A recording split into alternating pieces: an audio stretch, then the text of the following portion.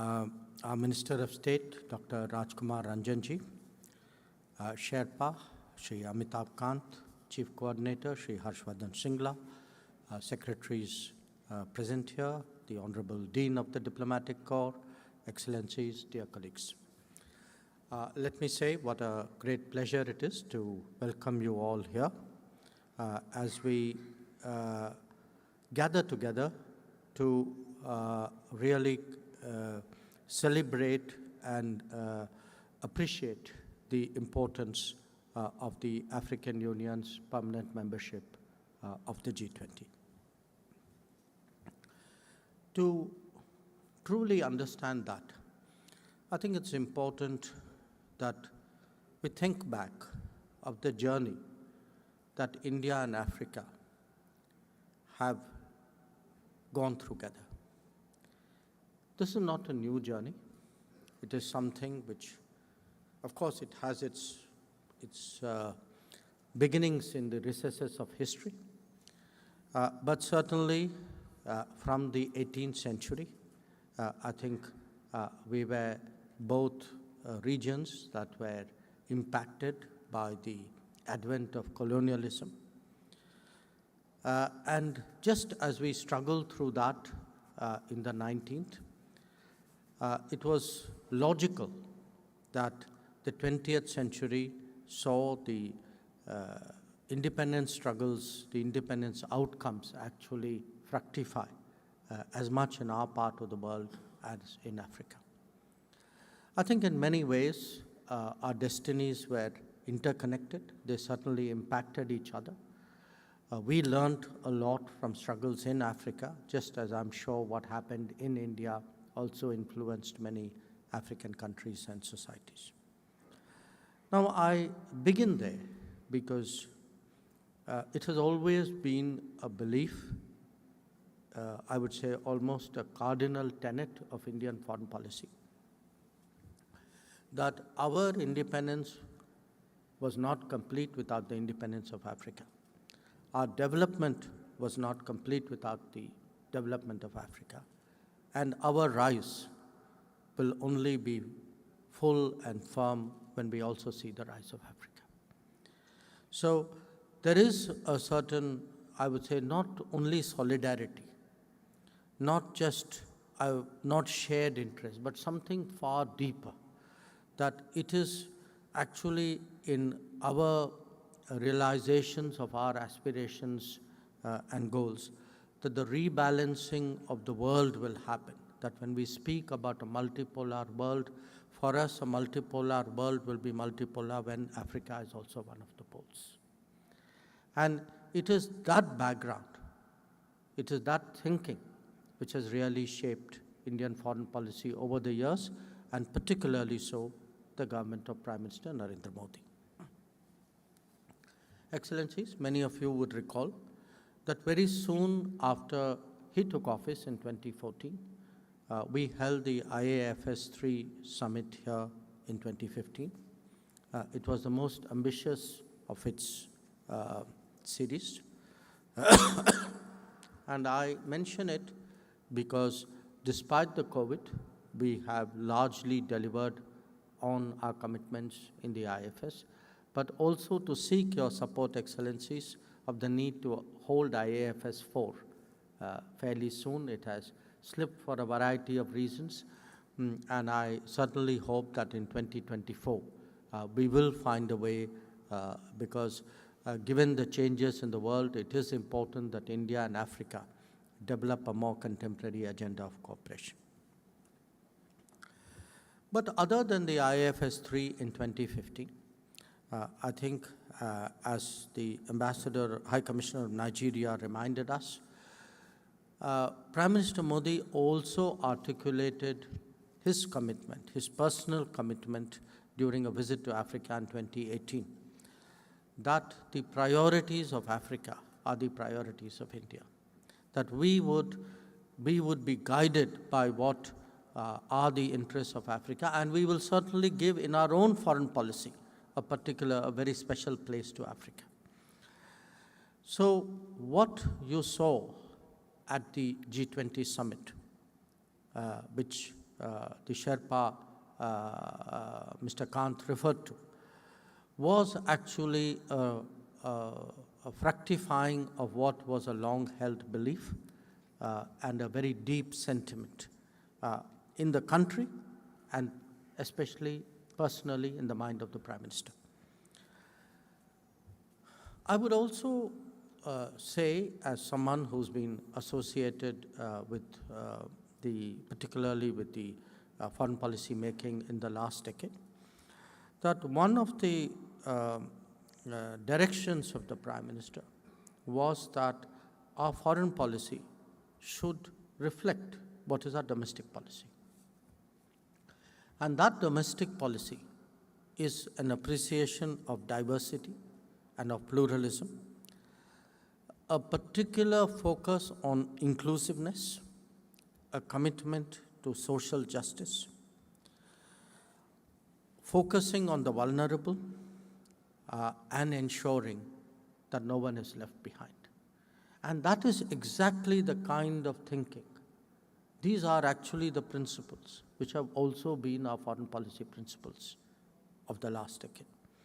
So when we say today that India would like to be a Vishwamitra, a friend of the world just like we are seeking within India, we are seeking within India social justice, fairness, equity,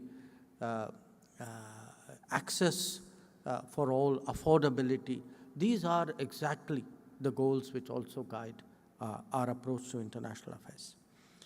Now, we began our G20 with an exercise that I think made very clear how we intend to approach the responsibility of the presidency.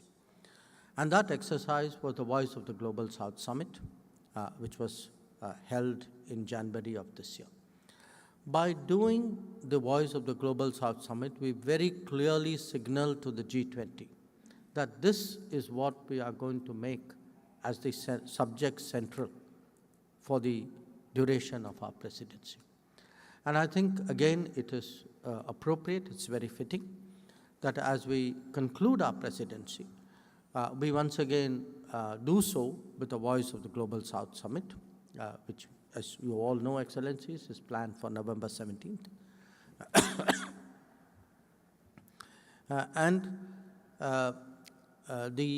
Our expectation is that what has been achieved in the course of this year would really become a lasting agenda of the G20, that the refocus on the real issues of the world, which we tried to promote this year, will be carried forward into the Brazilian and thereafter into the South African presidencies. Now, when we approached the G20, as I said, there were three broad strands in our thinking. One was how to make the G20 agenda Africa-centric, Global South-centric. So what should be the deliberations, what should be the outcomes, how do we do it in a much more meaningful way than in the past. The second was the permanent seat in the G20 for the African Union. Again, Excellencies, you are all aware that this is something which had been deliberated for many years. This was not the first G20 when it came up for discussion, but we were very determined that unlike previous G20s, this will not end with a discussion. That we were very clear we will have an outcome, and if as G20 chair, we took that lead, very confident that once somebody determinedly takes that lead and puts it firmly before the international community, it is something which was bound to happen, and we were glad we were proved right. And the third, of course, was the aspirations of Africa, that it is not just the requirements of Africa which needed to be met, it is also what Africa sees over the horizon, what it requires for its development in the coming decades. So the combination of refocusing the agenda, ensuring AU admission, and addressing, reflecting the aspirations of Africa, this were very, very central to what we were seeking to do.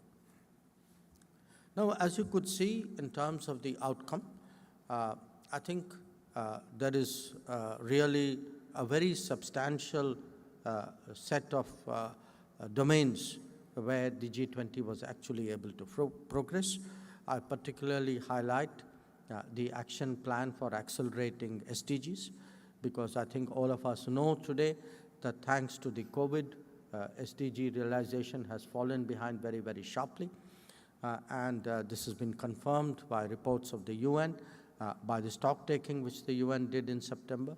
And clearly, if the G20, the SDGs will not recover in their timelines unless the G20 really puts its shoulder to the wheel and gives it the support that it really deserves. The second is the Green Development Pact, because here again we have all seen COP after COP how promises are made, but also how promises are shorted. And it is again important that an institution like the G20 fully commit itself to the realization of green development. The third is actually resourcing such ambitions, because it is the resources that have been the vulnerability, the weak point. If the world has not been able to progress, if Africa in particular has been let down, part of it is because the resources were not made available. So I particularly compliment our colleagues from the finance track, because in the meeting in October, I think they have tried very hard to ensure that there is a serious attempt made to make available the resources, both for green growth and for sustainable development realization. The fourth is the digital public infrastructure. I think some of you also mentioned it. Though you all live in India, so you have seen the transformational impact of the digital public infrastructure on our daily lives. It is something which we are willing and able to share both as experience and as capabilities with our partners. And the fact that the G20 today recognizes the transformational role of the digital public infrastructure, I think would give that effort a very big boost. And finally, the G20's imprimatur on women-led development, I think is again something we need to recognize, because gender divides, as SDG has fallen behind, gender divides have also got sharper. This too needs to be reversed, and reversed very fast. Now, there were some particular issues, I believe, at the G20 outcomes, which are important for Africa. And I mentioned some of them. One is the emphasis on reformed multilateralism, because here again, we all share the frustration of lack of progress in the negotiations, in the intergovernmental negotiations in the United Nations. But the fact that if G20 again comes on board, I think, and we've seen some progress in other forums as well, including recently at a BRICS meeting that we had, that on the basis of the Yashobhoomi consensus and the SIPTE declaration, how do we give Africa its due place in the highest councils of the world? I think this is a matter of interest, and here again, the G20's deliberations have been to the advantage of Africa. The second relates, to my mind, to food security.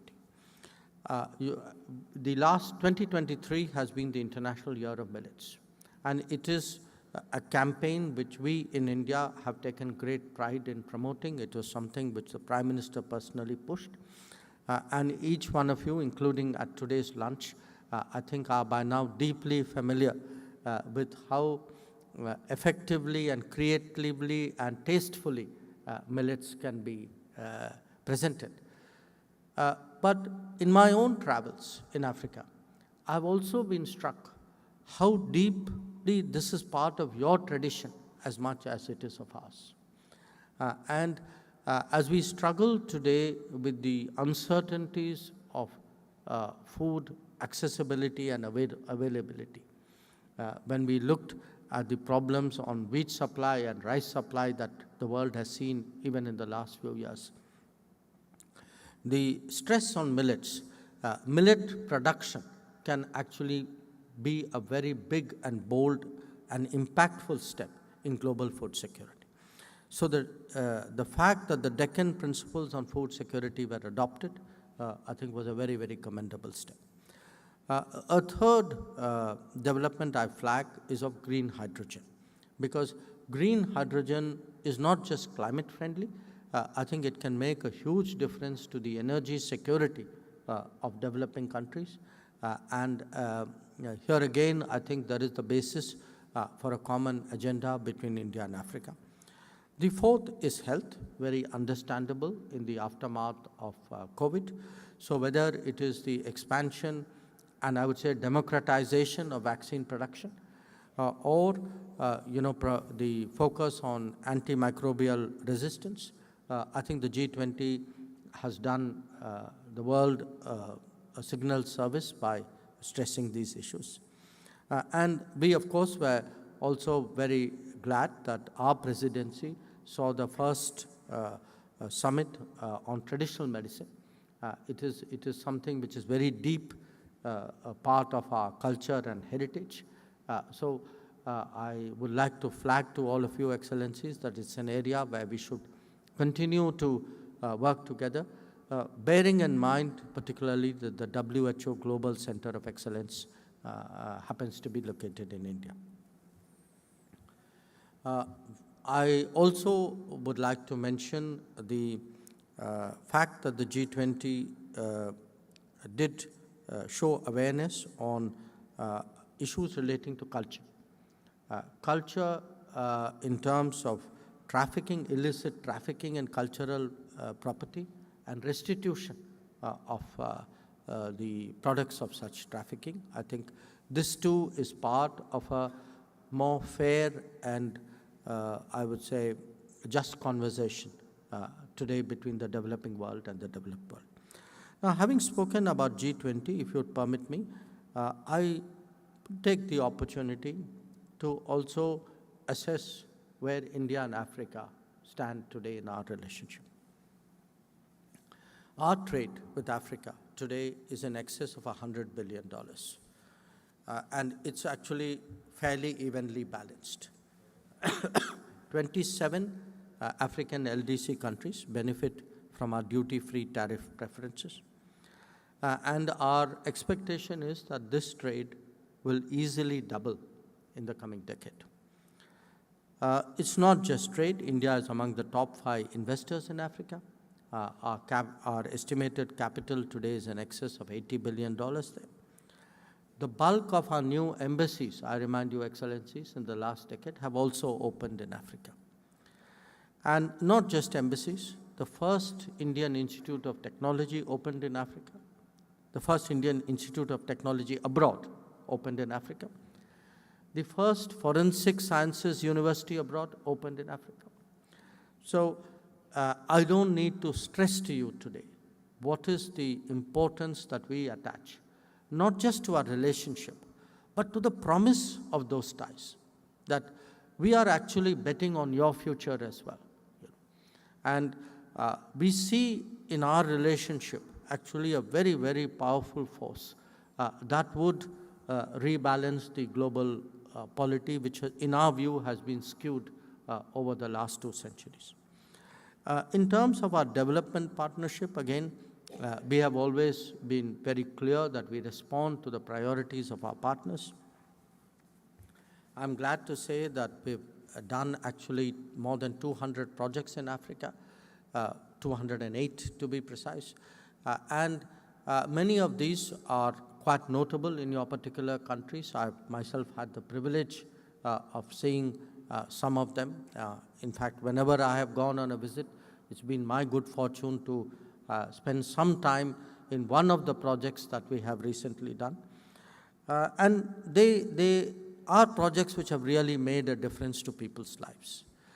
That these are projects which have delivered on agriculture, on water, on energy, on IT, in terms of governance. So we're really proud of that. And we have also continuously, and this is part of our history, that we have continuously contributed to capacity building in Africa.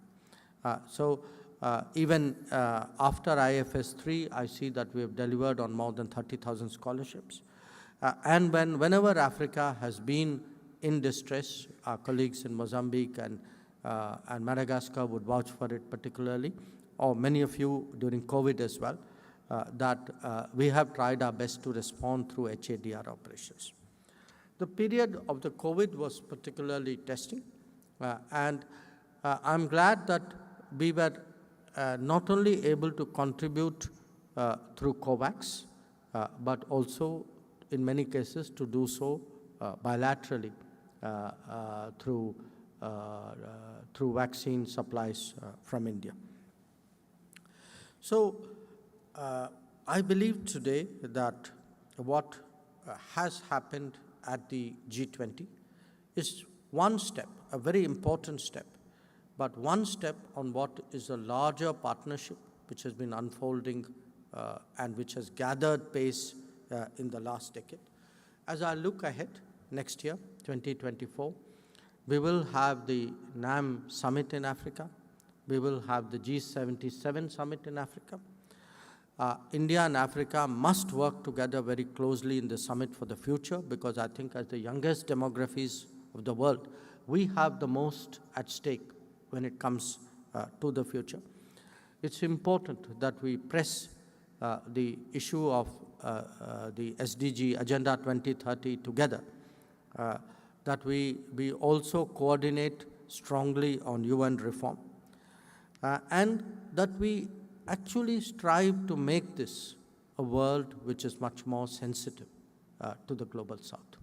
So I thank you once again for joining me this afternoon, and I want to say that, you know, your expectations were a great source of for us of energy and motivation, and we really take pride in the fact that in many ways the Indian G20 presidency would be remembered, as the Sherpa said, will be remembered for the India-Africa contribution that it has made.